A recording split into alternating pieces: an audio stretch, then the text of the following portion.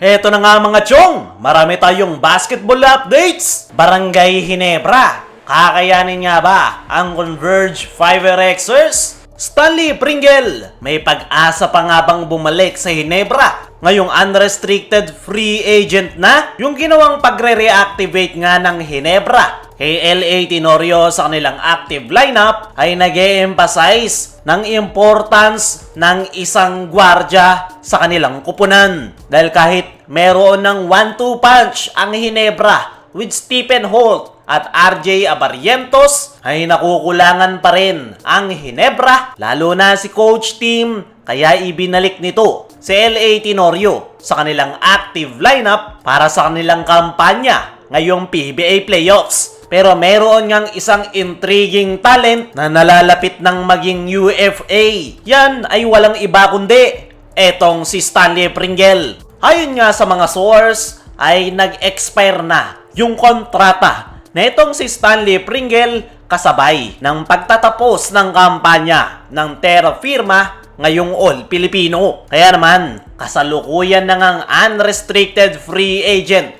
etong si Pringle. Ibig sabihin nga lang yan, any team ay pwede siyang kuhanin ng walang kapalit. Kontrata lang at once na magkasundo ay malayang makukuha si Stanley Pringle. Kasalukuyan ngang nasa US ang nasabing gwardya at ayon nga sa kanyang huling naging interview ay open nga ito sa lahat ng options at opportunity na darating sa kanya ngayong expire na yung kanyang kontrata. Noong tanungin naman si Stanley Pringle kung anong kupunan ang kanyang gusto, mabilis niya nga yang sinagot na Barangay Ginebra. Nandyan nga raw yung kanyang mga kaibigan at hindi na nga raw kaibigan yung turingan nila sa isa't isa, kundi isang pamilya. Kahit pa na-trade siya sa Terra Firma Jeep ay hindi nga raw nagbago yung pakikitungo sa kanya ng kanyang mga dating teammates. At the same time, kaya raw Barangay Ginebra yung pinaka gusto niyang kupunan na lalaruan sa PBA ay dahil dito niya nga nakuha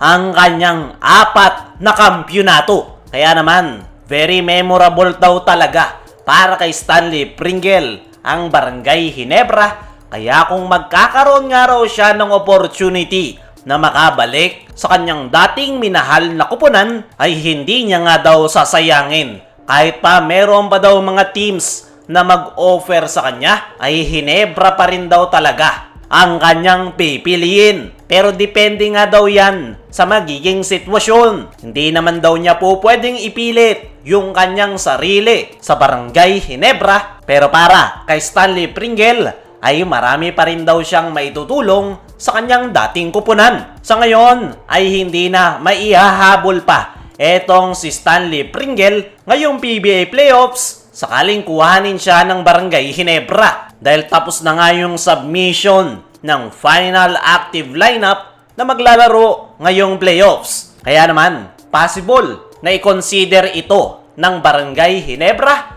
once na matapos yung kanilang kampanya ngayong All Filipino. Pero para sa akin mga chong, ay mas magandang kuhanin ng Ginebra etong si Stanley Pringle dahil wala nga silang go-to guy na maaasahan. Ramdam na ramdam nga nila yan ngayong All Filipino Conference at eto ngang si Stanley Pringle yung pwede sanang makatulong sa kanila. Pero naniniwala ko mga chong na maraming kupunan ang magkaka-interes na makuha etong si Stanley Pringle. Especially ngayong kasalukuyan siyang nasa unrestricted free agency. Kaya naman, kung gusto ng Ginebra na muling makuha si Pringle, ay kailangan na nilang kumilos para ma-secure ito at makapaglaro sa kanilang kupunan next season. Kayo mga chong, ano ang masasabi nyo? Ngayong Ginebra pa rin talaga yung gusto ni Stanley Pringle.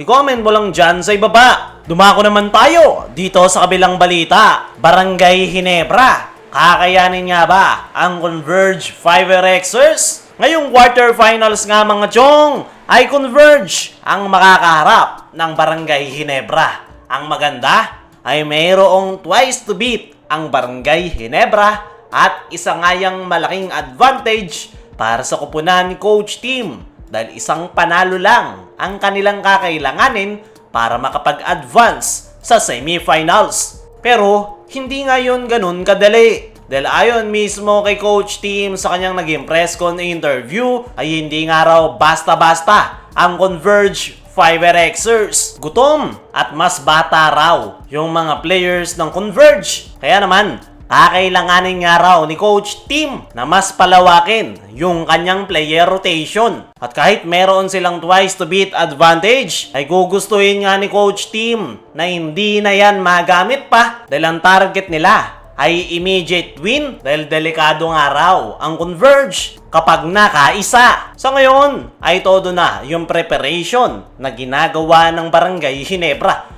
At para sa akin mga chong, ay naniniwala ko na kaya ng Ginebra na talunin ang Converge 5RXers. Ang kailangan lang nilang gawin ay magawan ng paraan yung kanilang front court position dahil paniguradong dyan sila dadalihin ng Converge dahil merong Justin Baltasar at Justin Arana. At once nga na magawa niya ng paraan ni Coach Tim ay paniguradong mag-a-advance sila sa semifinals. Kaya mga chong, ano ang masasabi nyo? Kaya ba ng Ginebra na talunin ng Converge ngayong quarterfinals? Ano rin yung masasabi nyo sa posibilidad na kuhanin ulit ng Ginebra si Stanley Pringle? I-comment mo lang dyan sa ibaba.